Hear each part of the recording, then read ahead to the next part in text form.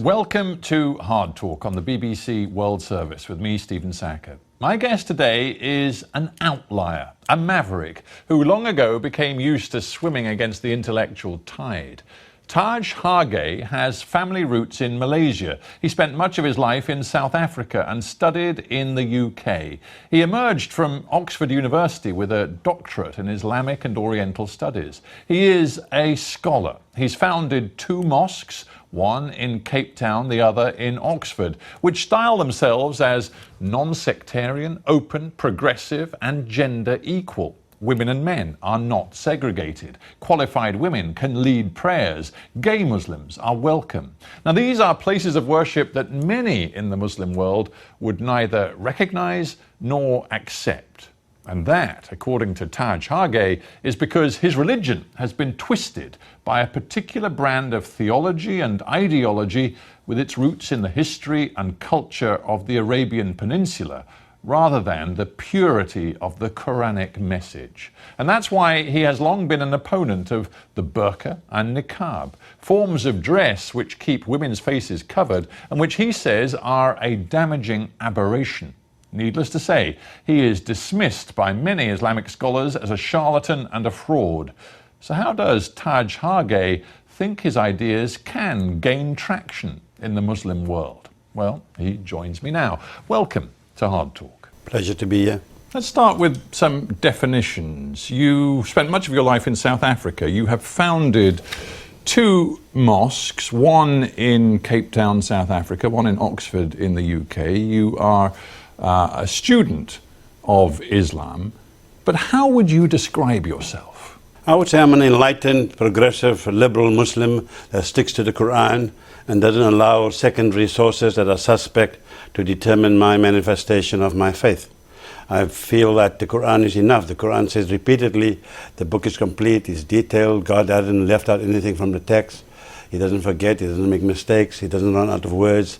And so the 6,236 verses should be enough for Muslims, because the Creator, as far as I'm concerned, says that. And that human manufactured sources like the Hadith, the reputed sayings of the Prophet, the Sharia, which I believe is a concoction of medieval opinion rather than divine law, and fatwas, like the most infamous one against Salman Rushdie and others, fatwas, rulings of that nature. None of that has got any credence as far as I'm concerned, because I am a Muslim. A Muslim is someone who follows the Quran. Those people that follow these other secondary sources, I think they should be more accurately be described as Muhammadans, because they put far more emphasis on the messenger than on the message. All right, well, I want to pursue some of those lines of thought in a minute, but just on this self-description thing, I noticed you didn't describe yourself as an imam or a cleric. No, because I think Imam and cleric has got a bad reputation in much of the Muslim world. I think I regard myself as a scholar, as an academic, as an intellectual. Do you speak Arabic? Yeah, of course I speak Arabic. I studied for many years in Egypt, and so it's not just a matter of knowing the language, it's knowing the theology, knowing the culture of the faith, and of course knowing the source of the religion. And when you say you studied in Egypt, of course, Al-Azhar is perhaps the greatest seat of Islamic learning in the world. Used to be. Well, you say that. Did you study at Al-Azhar? No, in fact, I didn't want to go study there. I mean, it rests on its laurels of past accomplishments. It's no longer in the top 100, top 1,000 universities in the world. But the thing is, the reason I'm picking away at this is because you will be very, very well aware that there are significant numbers of people inside the Muslim community in the UK who have become familiar with your thought and your words, who question your very credibility. I mean, Dr. Sheikh Ramzi, who, like you, is based in Oxford at the Islamic Information Centre in Oxford, he says Taj Hargey calls himself, well, you've refuted this, he says he is an imam, but he's not a real imam, he's not a real Islamic scholar. No one takes him seriously in Oxford or elsewhere. The point here is that why should the messenger?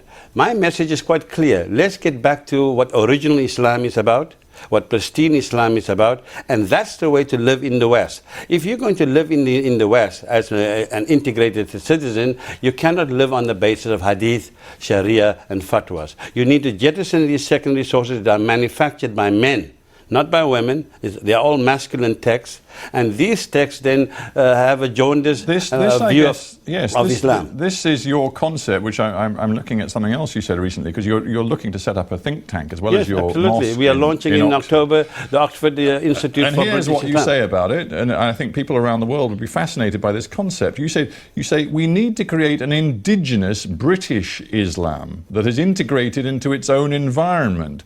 In a way, you strike me as somebody who is calling for something akin to the sort of 16th century Reformation in the Christian religion, where, of course, Martin Luther and others in the end broke away from Rome and from the Catholic Church. But in essence, you can't have a reformation in Islam because there is no Rome, there is no Pope, there is no central authority. So how can you have this sort of reformation? What we do have is orthodoxy and traditionalism that doesn't provide answers for today. We need to have an Islam reinterpreted from the Quran that answers the problems and the questions of today.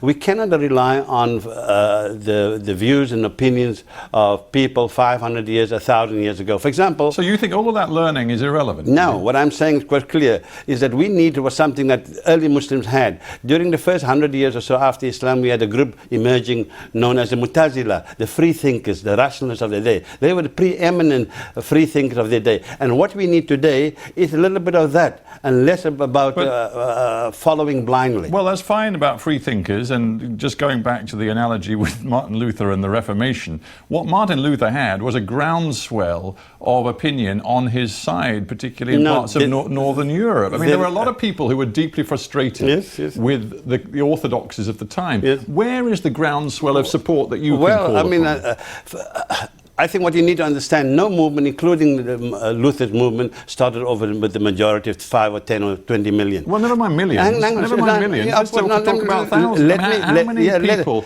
really agree with you in the Muslim community in Britain today? I would say easily 10%. Now, 10% is what we're talking now about 400,000 people, 500,000 people. Now, why aren't they putting their heads above the parapet? Because the 90% are threatening them. The 90% are intimidating them. The 90% are saying they're heretics. Right. And that's the issue here. So this is where we get to this long-running confrontation, sort of ideological, theological war that you seem to have declared upon the Muslim establishment, both in Britain and in the wider world too. You seem to, if you don't mind me saying so, you seem to relish all-out permanent confrontation. Well, I was a fighter during the apartheid times. I mean, you know, I believe that when there's injustice, you need to fight it. So I fought the political injustice. Now it's time for me to fight the religious injustice. And if the religious clergy, the orthodoxy, the establishment are saying, for example, the mosques are for men only, and in fact women are not even welcomed and so forth, then that's a direct contradiction of the Quran, chapter 62, verse 9. When the clergy says it's fine for stoning to death of people for adultery, for blasphemy, for apostasy, for homosexuality and all of that stuff, they can't quote you from the Quran. What they quote you are secondary sources. Right, so here you are, the champion of openness and tolerance within the Muslim religion, and yet when it comes to specifics, and let us get to the issue of the day in the UK, because it was raised a few days ago by the former Foreign Secretary Boris Johnson and has been a big topic of conversation in the country ever since, and that is the place of the burqa, or more accurately in most cases the niqab, as clothing for women, and whether it's acceptable in the UK. You, far from being open and tolerant, use language like this. You describe the burqa and niqab as hideous, tribal, ninja-like garments, fundamentally pre-Islamic, therefore un-Muslim. Where is tolerance and understanding in the phrase hideous, tribal, ninja garments? Right, I'll tell you where it is.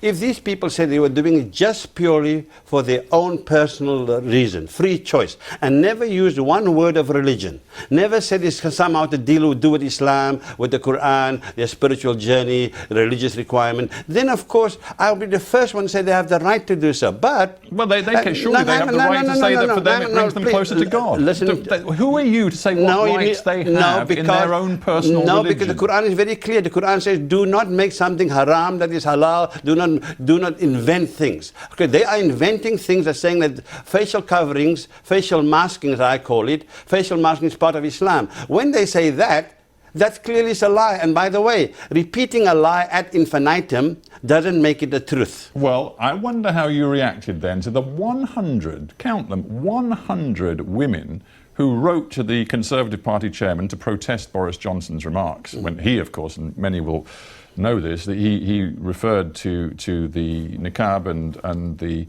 covering of the face for a very few women in the UK. He described them as looking like letterboxes and compared them at one point to armed robbers. When the women wrote, there were 100 of them, said, "We are women who wear the niqab," and I quote, "We speak as free women who are able to speak for ourselves and make our own choices, and we request that all personal choices be respected." Yeah. You see how and you won't respect them. No, hang on. You see, what they've done is shifted the goalpost. They always do it. When they are defeated theologically, there's nothing in the Quran to say that they have face masking. And by the way, you and your listeners need to be aware of it, that no woman going to Mecca and to the pilgrimage is allowed to mask her face there. Now, if well, by the way, that is refuted too. Yeah, Lord Sheikh, a leading Muslim Lord Sheikh peer, is not an authority. Says that he's been to Mecca, he's been at the Kaaba, and he's seen women wearing these face coverings. With due respect, Lord Sheikh is an insurance broker, or unelected politician. Doesn't mean he can't go to Mecca. No, of course he can, but he's not an expert in the field. That's all I'm saying. Now, if one or two women were covering their faces, they're fine. But it's not. In fact, the Hadith says quite clearly you're not supposed to cover yourself. Well, you don't even rely on the Hadith, so there's no good quoting the Hadith. But he's quoting the Hadith. I mean, he's saying that you can't have your cake and eat it. You can't say the Hadith should not govern the way we live our Muslim lives. I'm talking about the Quran. So let's get back to that woman, okay? So theologically, they're defeated, right? Then they talk about civil rights. And then they talk about, that's also defeated because in the European Court of Human Rights and International Declaration of Human Rights, the UN, no way that they say that facial masking is part of human rights. So now the third one, individual choice. Now, I don't have an issue with if they are saying this is the individual choice, but have they stripped it out of their religious connotations? They haven't. Now they're just saying free choice, individual choice. That's the issue here. Use, it seems to me, dehumanizing language when it comes to discussing this particular issue of the burqa and the niqab. You not only dehumanizing language, you once, going back a few years, I believe about 7 years, you held a demonstration in Oxford where your mosque is burning these garments. A tribal rag that has nothing to do with Islam. What tribal rag? Yes, it's a tribal rag. It has nothing to do with Islam. And for people to project it as Islam, I don't have an issue. The language you use is dangerous. It may be uncomfortable for some people. It's not a question of being uncomfortable. It is uncomfortable. Think about the phrases you are throwing into the public debate and the impact Yes, some people need to understand it's got nothing to do with Islam. And if we need some harsh language, then I'm going to use the harsh language. Because we should stop pussyfooting about this and give it some sort of Islamic credence. It has no Islamic credence. It may have a tribal credence, it may have an ethnic credence, it may have a cultural credence, but it has no culture, it has no Islamic Quranic credence. Because you are a Muslim, do you think that gives you the right to use language which, if it were used by a non-Muslim in this context of discussing the place of particular garments or indeed Muslim symbols in British society, if it were used by non-Muslims, it would be described by the Equality and Human Rights Commission as inflammatory and divisive. And I use those phrases because that's the phrase that commission has used when similar language is used by non-Muslims. So why are we now censoring people's language? Either we have free speech and the right to offend. In fact, here at the BBC, I just came in through, there's a statue to George Orwell. And he says something of the effect like, if liberty is to mean anything, it must mean the right to say things that people don't want to hear. Sure, and with freedom comes responsibility. Yes, absolutely. And is it responsible for you to use this kind of language when we have seen in the last few days, since Boris Johnson's remarks and the whole heated debate about the burqa in the UK, we have seen, according to Tel Mama, an organisation which monitors Islamophobia in the UK, we have seen a very significant rise in the number of incidents, attacks directed at Muslim women in the UK wearing burqa, hijab, niqab. You quote an organisation that doesn't have much credibility, with due respect to you. But Islamophobia is real. Here we have now a double rule here. A man cannot walk down the street masked, but somehow a woman can in the United Kingdom. So to be clear then, hang on, so I'm saying... Let's try and take the temperature down a bit. Let's just try and work through these issues one by one. Are you saying to me, therefore, given your logic, you want a complete ban on the niqab in the UK? All facial masking for everyone. Otherwise, we should all be able to have the right to mask our face. For example, if I want to go to my bank tomorrow and in the face mask, then I should be allowed that. Now, if I'm not going to be allowed that, then we have inequality. So why are we now justifying gender inequality? So you pose as a new kind of Muslim seeking out a new form of your religion, liberal, open, progressive, tolerant, and yet one of the first things you want to do is issue a national ban, a new law banning women wearing the clothing that they choose to wear. France has done it, Belgium has done it, Denmark has done it, Austria has done it. And they've been condemned by Amnesty International, a whole host of independent human rights groups. And the world hasn't collapsed there, okay? No, the world hasn't collapsed, but it's just a question of what kind of society you want to live in. You talk about openness, tolerance. Yes, open and tolerance for people who are actually saying they're doing what Islam says. Not for people who disagree with you. No, they're disagreeing with the Quran. They're not disagreeing with me. You sound like a fundamentalist. No, you might say that. Your view of what the Quran allows and disallows is the only view acceptable. No, look here, if you say you're a Protestant following the Bible, then you've got to provide the evidence from the Bible. If you say you're a Muslim, you've got to provide the evidence from the Quran. So where in the Quran, Mr. Sakkur, is the evidence that face masking is permitted and tolerated and encouraged by the Quran? They cannot. They cannot produce that. It's not a question of whether it's specifically permitted. You're implying that it is specifically ruled out of order by the Quran, and I'm not sure where that verse is either. I'm not saying it's ruled out of order. What I'm saying is that these people were defending the burqa, defending facial masking on the basis of a religion. They are lying. They are not being truthful. Let's move on to a different aspect of the language you use, and I talked about the notion of responsibility coming with the freedom of expression. You've used a phrase, fifth columnists. You've talked about Muslims in this country who you say use issues like the burqa to go much further. You say they're fifth columnists who will only be satisfied when they've brought this country into a full form of Sharia law. Are you serious about that? Yes, I think this is a long-term objective. For example, fifth columnists. So you're saying, you know that phrase very well. Yeah, of course I do. Jen Franco and all stuff of that nature. Let me explain. People like Anjem Choudhury and these radical extremists, they are that. They are talking specifically of an Islamic Republic. No. Forgive me. That is not the point you were making. You were making a point about the Muslim Council of Britain, other mainstream organisations, which have been very angry about the comments of Boris Johnson and others. And you say, oh, all of those people who enter this debate on the side of defending the freedom of women to wear the burqa are, in essence, fifth columnists. And I put it to you that that's the kind of language that we normally hear from far-right extremist organisations. You are misrepresenting me, Mr. Sakkur. You are definitely misrepresenting me. When I'm talking about the fifth column, I'm not talking about organized Muslim organizations. I'm talking about this fringe element who will not be content with this. And their long-term aim is this. Now, whether they're going to achieve that, I'm very doubtful. And I've mentioned the fact that if for some weird reason, God forbid, that this country becomes an Islamic Republic of Britain, I don't want to be part of it. I do not want to live... who else uses the phrase... I do not want to live under any type of Sharia law, here, there, or anywhere. There are groups around Europe who talk about Muslims being potential fifth columnists. They tend to be from the far right, from parties in Eastern Europe, from Germany, France, who would identify as being against the Muslim religion. For example, the AFD senior figure Alexander Gauland, he said the Muslim religion, quote, does not belong in Germany. Its political doctrine is not compatible with that of a free country. Your language sounds like his. No, if you listen to me right at the beginning, I'm talking about Islam based on the Quran. Then he and in all other far right will have no issues. We are talking about a manifestation of Islam based on culture, based on the secondary sources that have perverted and deformed it. For example, Wahhabi Salafi Islam. Could you say that that is an authentic version of what the Quran preaches? No. It is that version of Islam that is so dangerous everywhere, not just in the Middle East. And by the way, I don't care what they do in the Middle East. I'm actually worried about what's happening in the United Kingdom, which is my home. I do not want to see this type of poisonous, toxic Islam taking hold. It has taken hold here. I mean, So may I just stop you for a second?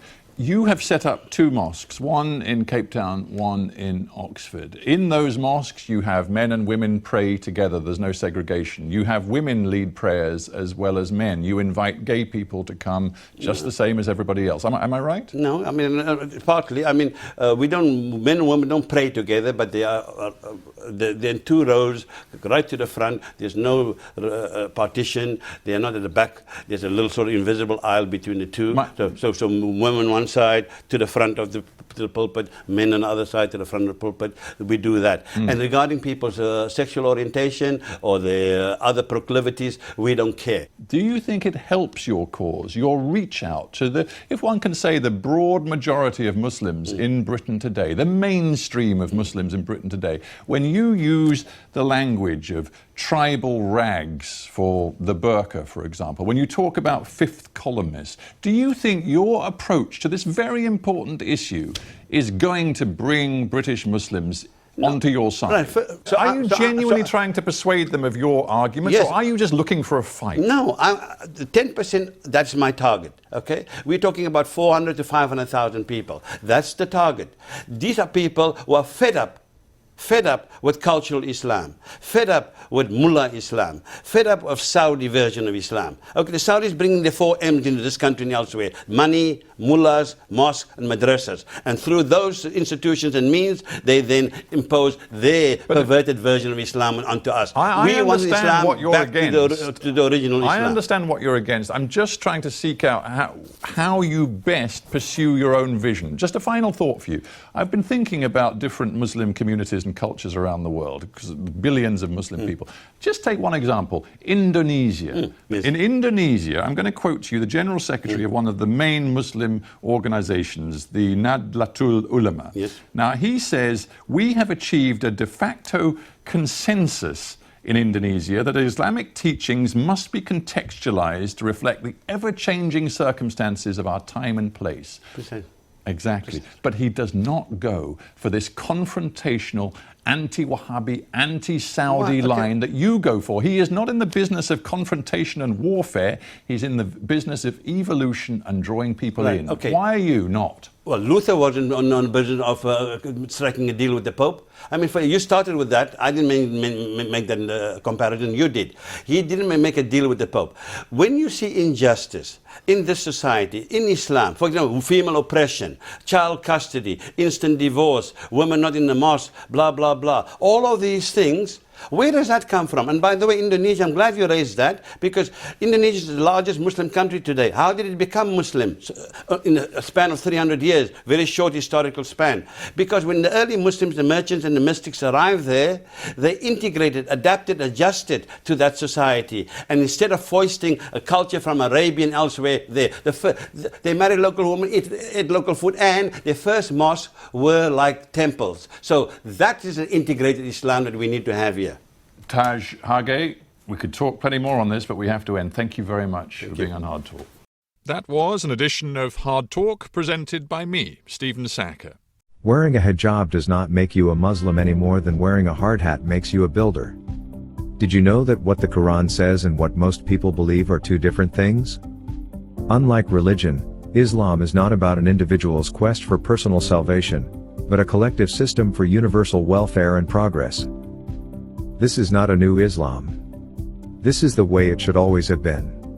And now we have a reliable exposition of the Quran to explain this. The Quran New Millennium Exposition. A rendition that challenges traditional interpretations. The Quran, Muslims believe, is God's word and the final expression of His message to all people, whatever their belief, race or background. Others may not share this view but will recognize it as one of the world's most influential books. For this reason alone, it's worthy of study.